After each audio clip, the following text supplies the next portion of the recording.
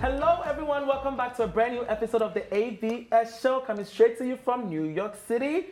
We love you for tuning in one more time. Listen, go ahead and subscribe to our channel, right? Please subscribe. Share the video, like the video, and after the show, where can they go, Glitz? They can go on the ABS show on Instagram and follow us and share and like. Yes, good job. All right, so let's dig right into today's topic. Miss Glitterati, let's get into today's topic. What are we talking about? So, the barbaric tradition of breast ironing is back. I didn't know that that was continuing because when I was growing up, I've heard of it where they are ironing young women's breasts to make them not so sexually attractive to men and to suitors and things like that. So, UK has found out about 1,000 people, young girls in UK are going through breast ironing. In UK? In London. And these are West African children. So the thing that's going on, they're trying to bring awareness to it and talk about what's wrong with breast ironing, what some of the ramifications are. So before we even get into it, what is breast ironing? Breast ironing is the act of minimizing the look of a young girl's breast as it's growing. So as I think of 8 or 10 years old, they start using like a warm, either stone to kind of press down the breast so that it lays down flat, and then they use taping, which is something that butchers use to make sure their breasts are not showing, right? So they tape their breasts, and then when you look at it, the breast never really grows out the way it's supposed to. It always, kind of like droops down and loops down. It faces down. Right? Yes. So a lot of the girls are stigmatized when, like for PE class or different things, when they don't want to take off their shirts, they don't want to, participate and stuff like that. And there's no awareness by the teachers. So the government in London wants to make sure that they're letting like PE teachers, counselors know more about the breast ironing trend. I didn't know this was still going on. It's happening in the West. So it just, has come to light, and they're talking about it again. So I wanted to bring it to you guys to talk about, can you believe, first is genital mutilation, now it's breast ironing. Why can't they leave us women alone? But please speak on it. Well, this has always been there. So because you did mention that it's back, it has always been there, and it's most common in Cameroon. A lot of African countries do it. And it's also like a borrowed culture as well. Because my neighbor, when I was in Ghana, used to do it, my neighbor in Ghana, because we lived in the compound house, and my neighbor did it to her daughter.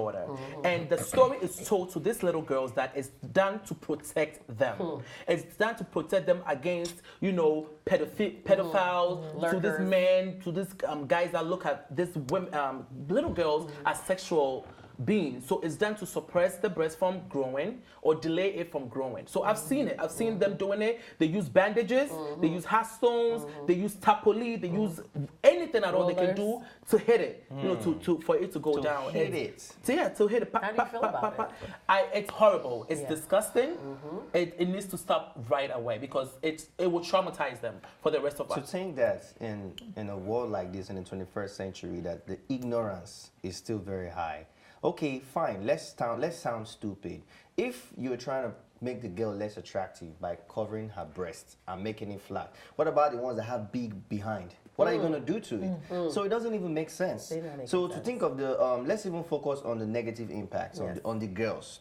Because what you're trying to protect is not being protected. That same Cameroon that they say they're trying to reduce their promiscuity and whatever, we still have a high percentage, about 38% of Cameroon girls get married, get pregnant before the age of 18. Breast ironing or not. So what they are trying to protect, they're not still getting it right. Yes. So the tradition should be abolished. Absolutely. How many girls would you want to iron the breasts? Until it's... No, it's a family thing. It's just like circumcision. Yeah. So it's not done by the government. Yeah. But it's a culture where people are doing it. Yeah. For me, yes, it's ignorance, but then it goes back to education. You have a mother that actually went through sexual abuse, that went through people, having sex with them unwantedly. So now they grow up, they have daughters, and they don't want the same thing to happen to their daughter. So it's a prevention method, but it's the wrong one. Yeah, there should be other ways to prevent that from happening. And regardless of if you're ironing the breast or not, people that are pedophiles like kids that just look like kids. So they're going to prey on those kids anyway. Regardless of how much you iron, how much you circumcise, people that are pedophiles are attracted to anything that looks young, youthful, and in those senses. So you're not doing anything to helping the child. Not to mention the health hazard of pressing down one's breast. You have cancer, you have chances of getting cancer, you have the deformity, you have the inability to breastfeed properly. There's all these things that are you're prone to getting. Now, a lot of times when you see or hear of things like this, you wonder, well, how can the parents really, in this present time, like you've asked, subject the child to this? Think of it like this. If a woman who is 28 or 30 years old, who is a grandmother already because she has a kid, who already has a kid, had to go through this and figured, you know what, because I went through this pain, I don't want to do the same for my child. But then she doesn't do it for her child ends up having a baby, which now makes her a grandparent. Do you not know, do you not think that if her grandchild grows up, she would be forced to press that baby's breast because she feels she had wronged her child by not doing the same thing that was done to her? Do you understand what I'm saying? So a lot of times it's because of what they have seen in the past, because of their past experiences that kind of forms their mind and shapes their thoughts to think it's okay to do things like this. And some people are so stuck in their ways. So because this happened in UK, so you would think, okay, we travel outside, we travel outside the country, and we're not going to do this anymore. It's so stuck in their, their ways that they don't want to change. They actually interviewed a 14-year-old girl, and this is what she said: every morning before I go to school, my mom makes me lift up my shirt. So she makes sure I haven't taken my bandage off. Yes. Wow. It has been 2 years now, and she still checks it. Yes. Can you imagine how humiliating that is? That every morning for checkup, your mom actually makes sure that you haven't taken your bandage off, your boobs are still flat. Like, it will leave a scar. And I'm not talking about just physical one, emotional scar. Psychological scar. So this is ridiculous. And at that age, your blood vessels are still running. Like, they're growing. They're growing. Like, and your blood vessels run through everything in your breast area. Breast area is very hypersensitive because of all of the nerve endings in it. So you literally are killing those nerves to make sure that your children don't get touched. And in talking about those psychological scars, when you're talking about that, think about that traumatizing way. Like, when you get older, are you going to want to take your clothes off in front of somebody? Because time and time again, you're being told that you cannot remove this bandage that you have around you. And also, that psychologically, because your breasts are deformed too, right? So how is that mentally when women are now, it's all about breast surgeries, about having those bosom boobs.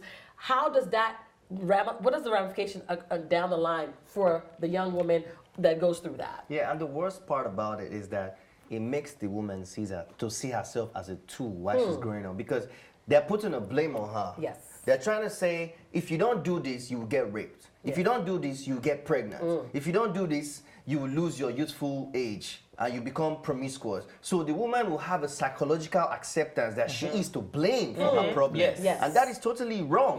That's why this practice has to be abolished. Because at a certain age, like you said, she will not be comfortable to put herself out there. And that's totally wrong.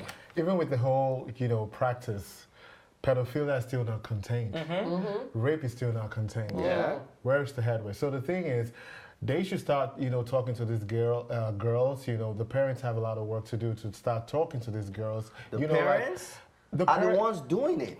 Okay. Then, oh my God, it's a whole lot. It's just complicated. So everybody has to be educated. Everybody has to be educated on the rights on the right and the wrong. And that's the reason why, when a child is growing up, you let them know, about their private parts and all that, so that when they have these funny activities, they can be able to talk, make them friendly, just let them know that it's okay to say anything if you notice something that's abnormal, that it's not okay. But it's not the girl's fault. It's not your fault as well. It's not a fault. And also, these girls, as they're growing up, they might be going to school and be noticing some funny activities from the opposite sex, and they are quiet, simply because of the home that they came from. They cannot talk. So they should train them on how to be open about these things. I'm looking at the message here. And the message to me is that we are teaching these little girls, that you have to do what you can as much as possible to make the men comfortable. Exactly. So that's how I'm looking at it. So you have to dress appropriately. You have to cover up. You have to close your body because the men have to be comfortable. We have to start looking at it that way. Isn't that the general message in Africa? But when is it going to start? That's the general message in Africa. Every time you put a male child and a female child, they always shelter the male child, but then they go strict on the female child. Blame the female exactly. child. So now, in this case where you bandage a child, you iron the child's breast down, you bandage the child's breast up. Why didn't they ever find something to do to the guys? Yes. Like maybe tie a guy's penis backwards and then tuck it into their a-hole. Wait, hold on. You're making them. Hold on, I'm trying to envision this thing right now. It's not visible now. No, still what you said. It's true. Tie what to tie what? Yes, hold on. Okay, so okay. You're entertaining this? No. I wanna know if it's possible. I sat down here and I'm thinking about a child in the morning being pressed down with an iron. Mind you, at that age, their breast is tender and soft because they are growing. So now you carry a hot stone and massage the girl's breast and you're pressing it down. So now, if it's okay for a woman or a girl to go through that, then you as a guy, you should maybe give you like... Hold on, I want to hear... Maybe like we circumcise you every morning. What? So yes. So that it's Do you know fresh. the meaning of circumcision? Then we now tie it with a string and pull it backwards. To your anus? Yeah, so that way, whenever you're trying to get erect, it will be erecting in your own anus. Like, no, this don't feel right. So you don't do stuff like that. You don't think it's okay. So you don't think it's okay to want to run around and try to rape somebody's child. When that urge comes, it's poking you. You're the one feeling the poke. So you're like, no, guy, simmer down, because you're in my own a-hole. You can't be subjecting children. Yeah. I feel. That's exactly how I'm feeling. Yeah, sitting down here thinking about a child's breast being. I don't even. When I was 10, I was sore. Yeah. When I was, and I grew titties quite fast. So when I was 10, I was sore. If you touch me the wrong way, I will beat you.